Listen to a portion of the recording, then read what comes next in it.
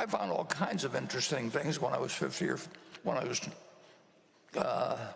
20 or 21, and I don't imagine there's anybody here that knows about the Green Bay and Western Railroad Company, but there were hundreds and hundreds of railroad companies, and I like to read about every one of them.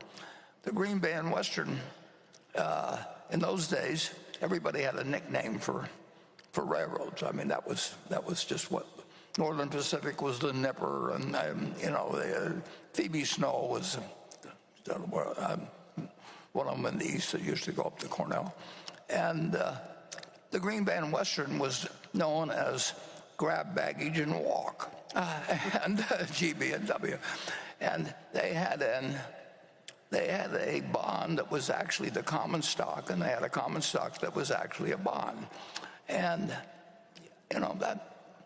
that could lead to unusual things, but they wouldn't lead to unusual things that would work for you with many millions of dollars. But if you collected a whole bunch of those, which I set out to do, and actually that's what impressed Charlie when I first met him, because I knew all the details of all these little companies on the West Coast that he thought I would never have heard of.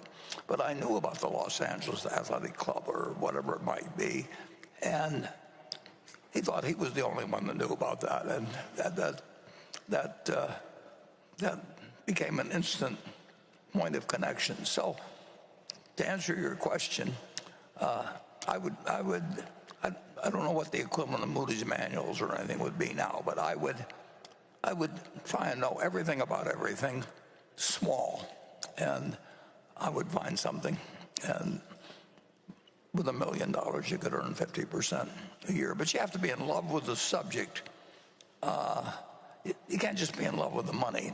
You really got to just find it like essentially like, people find other things in other fields because they just love looking for it.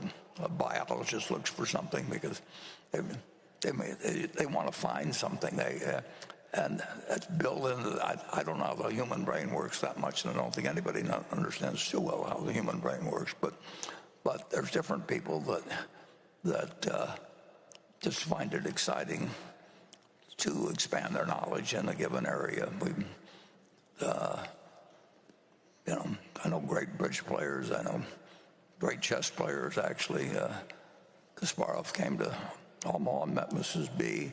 I've had the luck of meeting a lot of people that are unbelievably smart in their own arena and do some unbelievably dumb things in other areas. So all I know is the human brain is complicated, but it does its best when you find out what your brain is really suited for, and then you just pound the hell out from that point. And that's what I would be doing if I had a small amount of money and I wanted to make 50% a year.